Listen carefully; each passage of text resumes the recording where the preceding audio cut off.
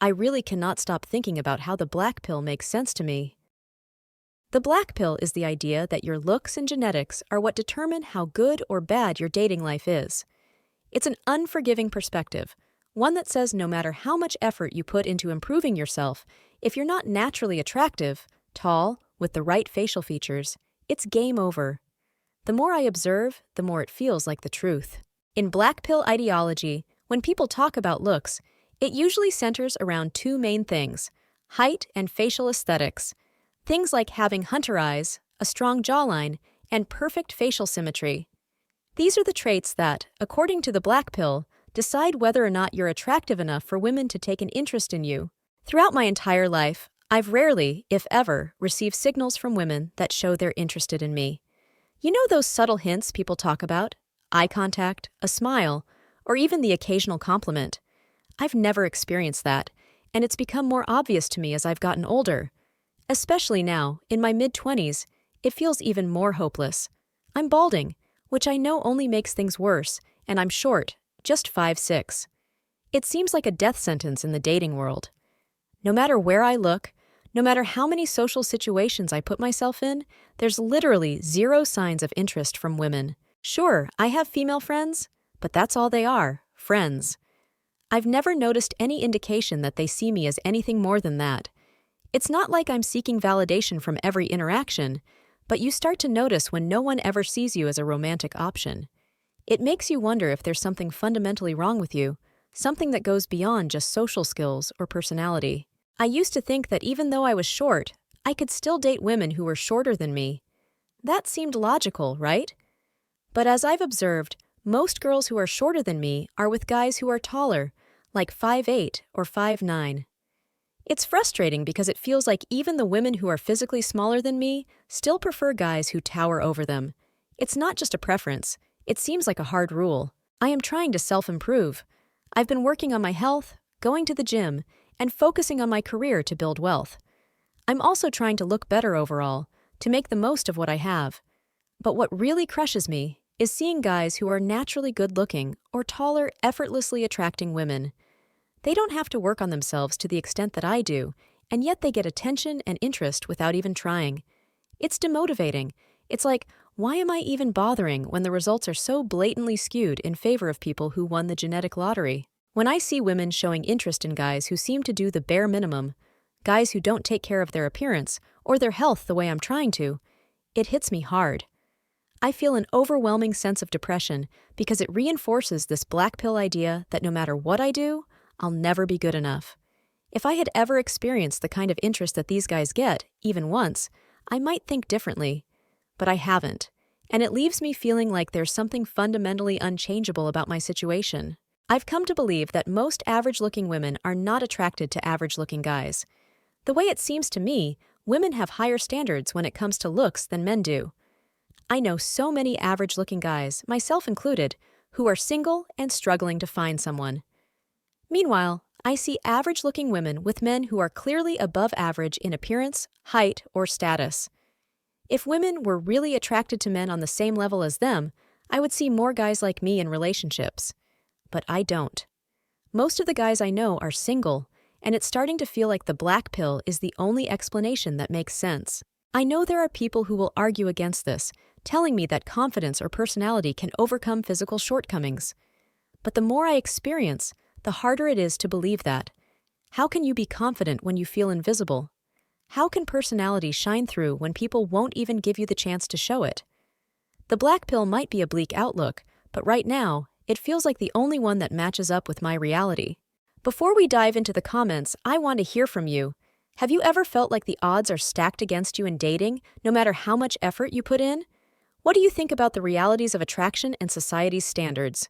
Drop your thoughts below. Let's get a real conversation going before we jump into the replies. Life is unfair, and there's no reward for certain behavior. This part of life can truly suck, and there's no fairness or reward for certain behavior. Dating, especially with the rise of online and anonymous platforms, feels more skewed than ever. In today's world, it can seem like some people just get all the attention without even trying, while others struggle no matter how much effort they put in. My perspective? You've got to accept it as it is. adjust or lower your expectations, and focus on building the life you want for yourself. At the end of the day, you're still young, and there's a chance that what's holding you back is something you haven't identified yet. Maybe it's social skills or confidence. Baldness and social skills can be worked on. The rest, you'll have to learn to accept. It's the same struggle in your 30s. Find distractions. I'm in my mid-30s now. I've been balding since my mid-20s, and I'm only 5'7". I'm sorry to say this, but it doesn't get any easier. Women's interest in me hasn't improved with time, and it can still feel just as hopeless. What's worked for me is finding interesting hobbies and a job that keeps me engaged. They don't solve everything, but they give me a reason to wake up every day, something that makes me feel a little less shitty about everything else. The dark side of the black pill. I agree with your thoughts on black pill, but it's deeper than just looks. Sure, height and facial features are important, but black pill is about accepting brutal truths in general. It's about realizing that life is unfair and that many factors are completely outside our control. For me, the most brutal black pill isn't even about looks. It's about how people who've had positive childhoods, supportive families, and good genetics are often set up for success and happiness. Meanwhile, those of us who were born into bad situations, like me in a poor, abusive family, are left to struggle. I never got to make friends as a kid. I've been emotionally and mentally beaten down my whole life, and I can't seem to escape it. No matter how hard I try, I can't catch a break. Exams, jobs, everything feels out of reach. It's depressing because I don't know what the future holds for me, and I'm scared of what will happen. Confidence and social skills can make a difference. I've been where you are, and I've felt that frustration. Looks do matter a lot, and seeing other men effortlessly attract women is demotivating. But I've also learned that looks aren't everything. I didn't kiss a girl until I was 25, and at that point, I thought it was never going to happen for me. But around 27, I made some important changes. I worked on my social skills, focused on being more outgoing, and started putting myself in social situations more often. It took time, but now, at 29, I've had 14 partners. It's not about bragging, it's just proof that people peak at different times in life. There's more to attractiveness than just physical appearance. Fashion, social skills, and personality traits can all help. I hope this gives you some perspective and motivation to keep pushing forward. The feeling of being invisible and the desire to be wanted. I get where you're coming from. I'm 25, 5, 7, and I've had some sexual experience when I was younger, but I'm still a virgin. I've had people tell me I'm attractive, even say they're surprised I'm not swimming in women, but it doesn't feel that way to me. I know what it looks like when women are interested in a guy. I've seen it happen to my friends, but I feel completely invisible. No matter what I do, I don't seem to get the same kind of attention. I've improved at socializing, especially since working as a casino dealer where I have to interact with people all day. But I still struggle. People don't initiate conversations with me, and I feel disconnected from those around me. It's tough because I'm not even sure if I want a relationship or sex anymore. I just want to feel wanted, like I matter to someone. The harsh reality of paying for companionship. It's important to recognize that paying for escorts or companionship isn't the same as building meaningful connections with someone. It's a temporary solution that might fulfill certain desires, but it doesn't count as forming real, lasting relationships. While it may offer short-term relief, it won't fill the void of genuine companionship. If you're struggling with loneliness or self-esteem, there are other, healthier ways to seek out connection and improve your situation. Life's unfair, but it's still worth trying. This part of life can be so frustrating, especially when it feels like society is stacked against you. You're right, that height is a huge deal for many women, and it's something our culture doesn't really address. There's a lot of hostility toward men who don't fit traditional masculine standards of attractiveness. But here's the thing. Just because the trend is against you doesn't mean it's impossible. Sure, one short guy in a relationship doesn't disprove the rule, but it does prove that success is possible, even if it's harder. If romantic fulfillment is something you really want, it's worth working toward, even if the odds seem unfair. You'll have to navigate a tougher path, but success, if and when it comes, will be all the more meaningful for it. Relationships are not the end of the struggle. A lot of people think that once you're in a relationship, the hard part is over, but that's not true at all. Especially if you're considered unattractive by societal standards, Being in a relationship can still be a constant uphill battle. It's not like everything becomes perfect once you find someone. Maintaining a relationship requires effort, communication, and resilience. Even for good-looking people, relationships require work, but when you don't fit into conventional attractiveness, you may find yourself constantly fighting to feel worthy, even after you've achieved what others might consider success. The hollow nature of superficial attraction. I get wanting to feel desirable based on your looks, but you have to ask yourself, is that really what you want? If your jawline or height is the only thing getting you attention, is that fulfilling? Sure, it can feel validating in the moment, but do you really want someone who's with you just because you fit a superficial mold? Think about it. Would you be satisfied in a relationship where your partner values something as impersonal as your facial symmetry or height over who you are as a person? Black pill ideology might force you to accept hard truths, but it's important not to let that mindset lead you down a path of despair. Despair shuts down possibilities. Instead, focus on what you can control: your hobbies, your interests, your own well-being. Don't let the frustrations of dating consume you to the point where you miss out on the parts of life that can bring genuine joy. Settling for shallow reasons over loneliness? You ask if I'd want to date someone I think is shallow. Honestly, yes. Better than nothing. If it means I'm not sitting alone every night wondering why I'm not good enough, I'd take being wanted for shallow reasons over being unwanted. I get that it's not ideal, but when the alternative is feeling invisible and unlovable, even shallow attention feels like a win. It might sound sad, but sometimes, in the face of constant rejection, you just want to be liked for any reason, even if it's not the right one. There are always people who will love you. It's easy to think you're unlovable when things aren't going your way, but that's just not true. You seem like a thoughtful, kind person who writes eloquently, and honestly, what's not to love about that? In today's digital age, you have so many opportunities to meet people who share your interests. You can join fan groups, Discord servers, or clubs centered around your hobbies. Socializing is key to forming meaningful relationships, and the internet has made it easier than ever to connect with others who appreciate you for who you are. Don't give up on the idea of finding love. It might take time, but there's a whole world out there, and plenty of people will see you for the amazing person you are. Pivoting away from romance and finding meaning in other aspects of life. In so few words, your post basically confirms that OP's thought process is valid.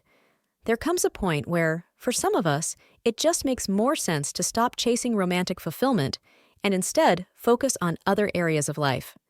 Hobbies, passions, and personal interests can be a healthy distraction, and maybe, for people like us, we don't really have a choice.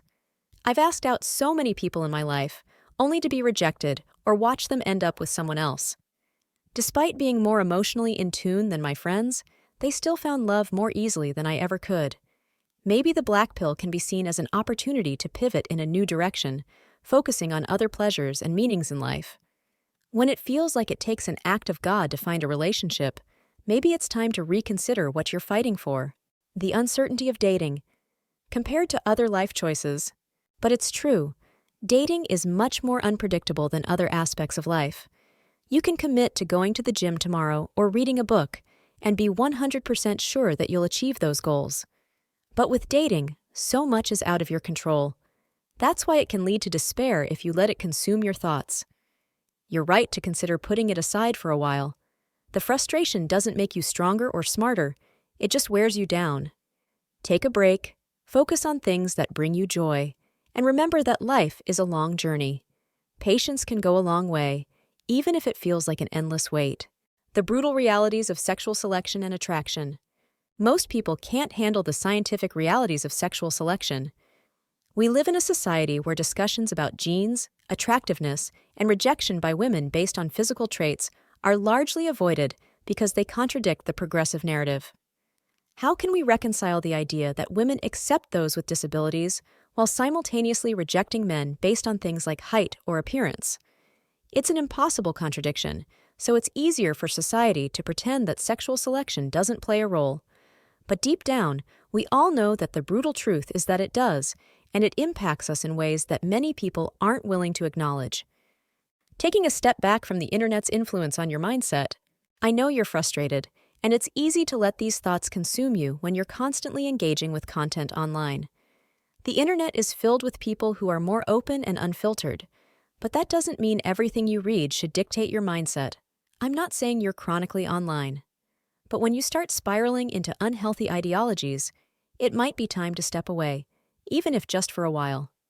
Go for a walk, reconnect with the real world, and consider therapy if it's accessible to you. Sometimes stepping back and giving yourself space to breathe can help you gain a new perspective. Appearance does matter, but it's not the only thing. This isn't an ideology or some political agenda. Blackpill is a theory based on the observable realities of how society works, particularly in the dating realm. People do care a lot about appearance in real life, and women often show visible discomfort when they encounter men they find unattractive. It's a harsh truth that's hard to ignore. But that said, as a 5'6" guy who's married and has had no trouble finding girlfriends, I can say that height doesn't play as big of a role as you might think. Sure, some women will rule you out because of it, but what has worked for me is being kind, empathetic, and a functioning adult. These are things you can control, and they matter more than you might realize. Finding success in relationships isn't a one-size-fits-all story. I get it. Relationships are tough, and it feels like the deck is stacked against some of us more than others. But it's important to recognize that not everyone's story will follow the same path. Some people get lucky, others don't. But focusing entirely on luck or external factors can lead to bitterness and frustration. There's no denying that some people face harder challenges when it comes to finding love, but accepting that fact doesn't mean giving up. It means finding peace with the unpredictability and learning to shift your focus toward what you can control. Building your own identity. Instead of fully adopting ideologies, all these ideologies hold some truth within them, and that's the tricky part. Take Andrew Tate, for example. If you really listen to some of his speeches, you'll notice that occasionally he says things that are coherent and make sense. But the issue arises when people don't just take those meaningful parts and reflect on them. Instead, they adopt the whole ideology as if it defines who they are. The danger lies in allowing someone else's worldview to become your entire identity without critically thinking about what works for you and what doesn't. Blackpill is a tool for acceptance, not defeat. Regarding the blackpill, yes, it's undeniable that things like height and facial features are heavily tied to attractiveness. Many people won't bother getting to know you if you're not attractive at first sight. It's the unfortunate reality. But the core of the blackpill is about giving up, and I don't think that's the right approach. What I would advise is to use the blackpill for what it's good at: acceptance. Accept that you're at a disadvantage compared to others, but that doesn't mean you've lost everything. It just means your path is going to be tougher. Acknowledge where you stand, but don't let that make you surrender completely. Perseverance in an unfair world. Life isn't fair. Most of us know that by now. But that doesn't mean you're never going to find success in dating. It just means that, for people like you, it's going to take more effort. It might take longer. The key is to keep persevering. You might not be in the best position, but giving up guarantees failure. By pushing through, you at least give yourself a chance. The myth of Sisyphus and finding freedom in acceptance. It's like the myth of Sisyphus, who was cursed to roll a boulder up a hill for eternity, only for it to fall back to the bottom each time. There's something about the blackpill that resonates with this, something about knowing the truth and realizing that much of it is beyond your control. It's freeing in a way, because it's not your fault. You didn't choose your genetics or your circumstances. Understanding that this isn't a personal failing can give you a strange sense of relief, even as you keep pushing that boulder uphill. Andrew Tate and the larger issue with rejection. Andrew Tate is a con artist, plain and simple. If he could make money off pushing radical feminism, he would. The problem is that there are a lot of young men out there who feel rejected by society. They can't get a decent job, they can't afford a place of their own, and they feel rejected by women. Andrew Tate and people like him are the only ones acknowledging these frustrations. When these men turn to progressives or feminists for advice, they're often met with gaslighting or told their issues don't exist. That's why so many end up gravitating toward figures like Tate. They're offering the only validation these men feel they can get. Giving up on dating versus persevering in other areas. I'm not against persevering, and I'm doing it in my career and my health. But when it comes to dating, I'm seriously questioning why someone like me should keep trying to get a woman who's only willing to settle for me. Why put in all that effort for someone who's not genuinely attracted to me, but is just accepting me as the last option? If more men truly understood how much looks factor into women's decisions in dating, it would shake the whole system. Dating is a profitable market, and the capitalist elites need men to keep working hard to provide for women. If women were out of the equation, many men wouldn't work nearly as hard. Acknowledging harsh truths and moving forward. At the end of the day, the harsh realities of sexual selection don't fit into the progressive worldview, and people struggle to reconcile that. Many are in denial about how much physical traits like height and facial structure play into attraction. But rather than wallow in despair, you've got to acknowledge these truths and decide what's next. Life might not be fair, but you still have control over your actions and how you choose to navigate this reality.